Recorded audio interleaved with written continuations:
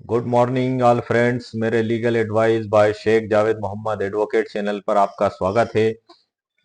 आज हम चर्चा करेंगे भारतीय न्याय संहिता 2023 की धारा 1 के बारे में। 1 जुलाई 2024 से प्रवृत्त हुआ है और इसमें कुल 1 लगाए 358 धाराएं हैं। फौजदारी के केसों में ये लागू होती है, जैसे लड़ाई झगड़ा मारपीट। जिस प्रकार से सिविल प्रक्रिया संहिता 1908 जमीन मकान प्लाट से संबंधित अचल संपत्ति के दावों में लागू होती है, इसी प्रकार से मारपीट लड़ाई झगड़ा और जिसको हम फौजदारी भी कहते हैं उसके संबंध में ये पूरी धाराएं लागू होती हैं कि यदि किसी ने किसी के साथ मारपीट कर ली थापड़ मुक्कों के साथ तो धारा 323 पहले लागू होती थी। धारा 420 धोखाधड़ी अगर किसी ने किसी के साथ कर ली, ठगी कर ली, चीटिंग कर ली तो धारा 420 लागू होती थी, उसको 318 कर दिया गया। प्रावधान लगभग वही है, उसमें भी 7 साल की सजा का प्रावधान है। लेकिन आज हम धारा 1 से शुरुआत करेंगे कि धारा 1 क्या कहती है। तो इसमें धारा 1 में सर बताया गया है कि धारा 1 में संक्षिप्त नाम प्रारंभ और लागू होना। इसकी उपधारा 1 में बताया है, इस अधिनियम का संक्षिप्त नाम भारतीय न्याय संहिता 2023 है। धारा 1 की उपधारा 1 में बताया है कि इस अधिनियम का नाम भारतीय न्याय संहिता 2023 है, जिसे BNS 2023 भी शॉर्ट में कहा जा सकता है। पहले इसको IPC शॉर्ट में कहा जाता था, जिसको भारतीय दंड संहिता के नाम से जाना जाता था, लेकिन अब इसका नाम परिवर्तित करके भारतीय न्याय संहिता कर दिया गया है। इसमें कुछ अच्छे संशोधन और प्रावधान भी किए गए हैं, कुछ इलेक्ट्रॉनिक साक्ष्य को भी स्वीकार करने के संबंध में और कुछ अमेंडमेंट किए गए हैं FIR के संबंध में भी। वो मैं आपको आगे जानकारी दूंगा, लेकिन अभी फिलहाल हम धारा 1 पे चर्चा कर रहे हैं। तो ये इसमें सर इसकी उपधारा 2 में बताया गया है, यह उस तारीख को प्रवृत्त होगा जो केंद्रीय सरकार राजपत्र में अधिसूचना द्वारा नियत करे और इस संहिता के भिन्न भिन्न उपबंधों के लिए भिन्न भिन्न तारीखें नियत की जा सकेंगी। मतलब ये प्रवृत्त उस तारीख को होगा जो केंद्रीय सरकार राजपत्र में अधिसूचना द्वारा नियत करे, जैसे कि ये 1 जुलाई 2024 को प्रवृत्त हो चुका है ये। और इसमें जो भिन्न भिन्न उपबंध है उसके लिए भिन्न भिन्न तारीखें नियत की जाएंगी, ये इसमें बताया गया है। इसकी उपधारा 3 में ये बताया गया है, प्रत्येक व्यक्ति इस संहिता के उपबंधों के प्रतिकूल प्रत्येक कार्य या लोप के लिए जिसका वह भारत के भीतर दोषी होगा इस संहिता के अधीन दंडनीय होगा, अन्यथा नहीं। मतलब ये जो कानून लागू किया गया है इसके प्रतिकूल, मतलब इसके खिलाफ जाके अगर कोई व्यक्ति कोई कार्य करता है या कोई कार्य का लोप करता है तो वो भारत के अंदर, भारत के भीतर दोषी होगा, ये इसमें बताया गया है। अब इस अधिनियम के प्रतिकूल कोई कार्य करता है या कार्य का लोप करता है, इसको हम इस तरीके से भी समझ सकते हैं। प्रतिकूल कार्य करने से मतलब ये है कि भारतीय न्याय संहिता में चोरी करने को एक दंडनीय अपराध बताया गया। अब कोई व्यक्ति चोरी करता है तो ये इस संहिता के प्रतिकूल कार्य करना माना जाएगा। इसी प्रकार से यदि किसी की जो है कि जेब काटना या धोखाधड़ी करना, ठगी करना, लूटपाट करना, मारपीट करना, हत्या करना, बलात्कार करना या इस प्रकार से जो भी सभी कार्य हैं जो इस संहिता में मना किए गए हैं, उनको दंडनीय बताया गया है, उसके प्रतिकूल उसके खिलाफ जाके कोई कार्य करता है तो उसको भारत के भीतर इस कानून के तहत दोषी माना जाएगा। और इसमें सजा का भी प्रावधान दिया गया है, कौन सा धारा किस मजिस्ट्रेट जज साहब के समक्ष विचारणी होगी उसके बारे में भी इसमें बताया गया है। इसी प्रकार से कार्य लोप से आशय यह है सर कि हर व्यक्ति जिस प्रकार से कार्य करने की जिम्मेदारी उसको सौंपी गई है, यदि कोई ट्रस्ट है, कोई संस्था है या कोई पब्लिक ऑफिसर है या कोई एक आम व्यक्ति भी है जिसकी जिम्मेदारी है कि वो ईमानदारी से कार्य करे, अब वो ईमानदारी से कार्य करने का लोभ करता है या शासकीय कर्मचारी की जो ड्यूटी है वो उस ड्यूटी को नहीं करते हुए गैर जिम्मेदाराना तरीके से कार्य करता है, या इसको आप दूसरे तरीके से ये भी समझ सकते हैं कि रोड पे जो वाहन चलाना है वो हमें सावधानी पूर्वक और अपने साइड से हमें वाहन को चलाना होता है, लेफ्ट साइड से जैसे हम वाहन चलाते हैं। अब उपेक्षा पूर्वक उतावलेपन से अत्यधिक तेज गति से आप वाहन को चला कर ला रहे हैं और सामने वाले को टक्कर मार दी आपने, तो आपने उस कार्य के विरुद्ध भी कार्य किया और आपकी जो सावधानी बरतना थी उसका भी आपने लोप किया। तो मतलब इस संहिता के प्रतिकूल वो कोई कार्य करेगा या किसी कार्य की जो उसकी जिम्मेदारी में दिया गया उसका लोप करेगा तो इसके तहत दंडनीय माना जाएगा। ये मैंने सर जहां तक मुझसे बन सकता था आपको समझाने की कोशिश की है। अब मैं इसमें आगे चलता हूं। अगली इसकी जो सेक्शन है 4, उप सेक्शन, भारत से परे किए गए किसी अपराध के लिए जो कोई व्यक्ति भारत में तत्समय पूर्वक किसी विधि के अनुसार विचारण का पात्र हो। भारत से परे किए गए किसी कार्य के लिए उसे इस संहिता के उपबंधों के अनुसार ऐसा बरता जाएगा मानो वह कार्य भारत के भीतर किया गया हो।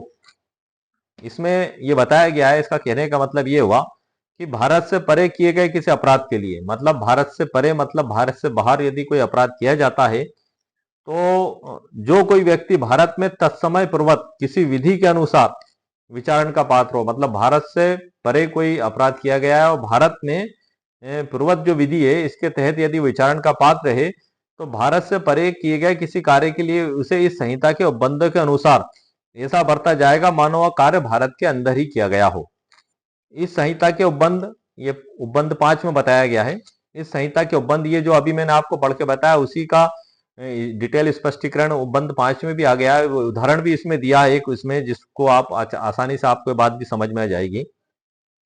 इस संहिता के उपबंध का में दिया हुआ है, भारत से बाहर और परे किसी स्थान में भारत के किसी नागरिक द्वारा, मतलब भारत से परे भारत के नागरिक के द्वारा अगर कोई कार्य किया जाता, भारत से बाहर और परे किसी स्थान में भारत के किसी नागरिक द्वारा, भारत का रहने वाला है, उसको भारत की नागरिकता है और भारत के नागरिक के द्वारा कहीं भारत से परे कोई अपराध किया जाता है किसी स्थान में, भारत में रजिस्टर नंबर खा में बताया 5 के नंबर खा में, भारत में रजिस्ट्रीकृत किसी पोत या विमान पर चाहे वह कहीं भी हो किसी व्यक्ति द्वारा, मतलब भारत में रजिस्ट्रीकृत है वो पोत विमान, चाहे वो हवाई जहाज हो, चाहे वो जो है कि जहाज हो पानी का, या कोई सा भी जो है कि रजिस्ट्रीकृत पोत या विमान, पोत या विमान, हवाई जहाज या जहाज किसी व्यक्ति द्वारा।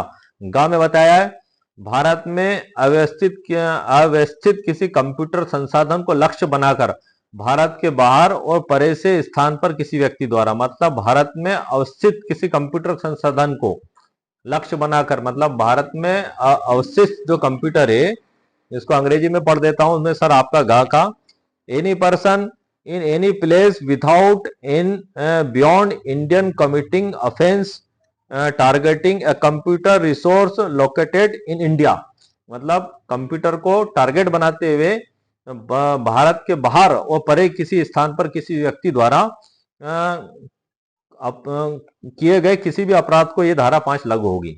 मतलब भारत के बाहर किसी स्थान में किसी नागरिक द्वारा, कहने का मतलब यह हुआ कि भारत के बाहर भारत से पहले भारत के किसी नागरिक द्वारा ऐसे विमान में या पोत में जो भारत में रजिस्ट्रीकृत है।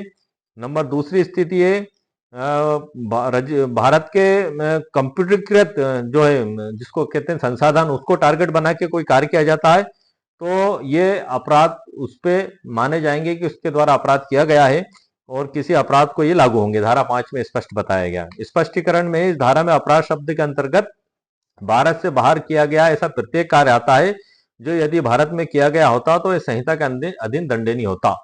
मतलब अपराध को ऐसा परिभाषित किया गया है कि भारत के बाहर किया गया ऐसा प्रत्येक कार्य जो यदि भारत के अंदर किया जाता तो अपराध होता, तो उसको अपराध माना गया। अपराध की डेफिनेशन दी गई है, इसमें उदाहरण देके सर बताया गया है कि स्पष्टीकरण का जो भारत का नागरिक है भारत से बाहर और परे हत्या करता है, भारत का नागरिक है भारत से बाहर और परे हत्या करता है, मतलब मर्डर कर देता है किसी का हो भारत से परे, वह भारत के किसी स्थान में जहां वह पाया जाए हत्या के लिए विचारित और दोष सिद्ध किया जा सकता है।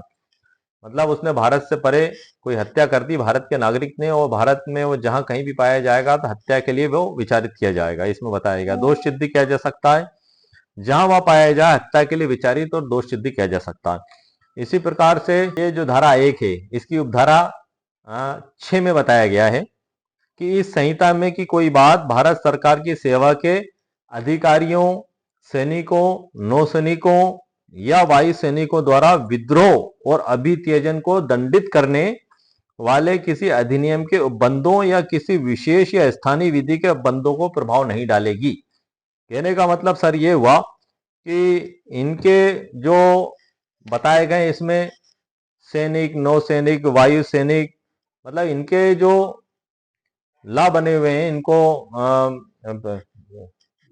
शासित कर, मतलब इनको सजा देने के लिए या इनके ऊपर लागू होने के लिए जो इनके विशेष कानून बनाए बनाए गए हैं, तो ये जो भारतीय न्याय संहिता है ये उन पे प्रभाव डालने वाली नहीं समझी जाएगी। मतलब वो जो उनके विशेष या स्थानीय विधि के बंदों पर प्रभाव नहीं डालेगी। उनकी जो विशेष विधि है वो उसी के अनुसार शासित होंगे, इसमें बताया गया है। तो ये सर जो है कि भारतीय न्याय संहिता की धारा 2023 की धारा 1 पे हमने आज चर्चा की है, और धारा 2 में परिभाषाएं हैं, और जैसे सामान्यतः जो कोर्ट प्रैक्टिस में जो इस्तेमाल होने वाली जो पहले जो धाराएं थी, धारा 154 थी, उसको भी परिवर्तित कर दिया गया है। सभी धाराओं में परिवर्तन कर दिया गया है, लेकिन लगभग बात वही रखी गई है और धाराओं का क्रम बदला है और कुछ अच्छे अमेंडमेंट भी उसमें किए गए हैं।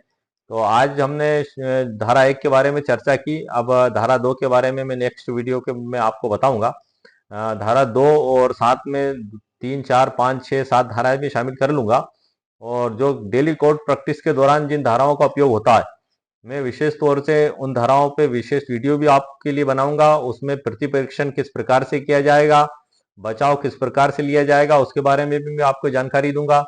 एफआईआर में जो लिखा हुआ है घटना का विवरण, और जो अदालत में जो वो मुख्य परीक्षण में कहता है उसमें डिफरेंस किस प्रकार से उससे पूछा जाएगा, और प्रति परीक्षण के दौरान जो वो नई बात बताता है वो उसकी एफआईआर और उसके पुलिस कथन में वो सेम है या नहीं, उसकी मेडिकल रिपोर्ट में वो जो चोटें आना बता रहा है क्या वास्तव में अभियुक्त के द्वारा उसको पहुंचाई गई है या नहीं, हथियार जो बताता है वो क्या वो चोटें गिरने से आई हैं या उस धारदार हथियार से जो जब्त किया गया उससे मारने से आई हैं।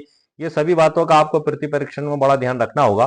तो इस संबंध में मैं आपको नेक्स्ट वीडियो में आगे की जानकारी दूंगा। आज हम धारा 1 पे हमने चर्चा की है, और इसी के साथ इसी से रिलेटेड एविडेंस एक्ट भी बड़ा महत्वपूर्ण है, जिसको भी 2023 नाम से परिवर्तित कर दिया गया है।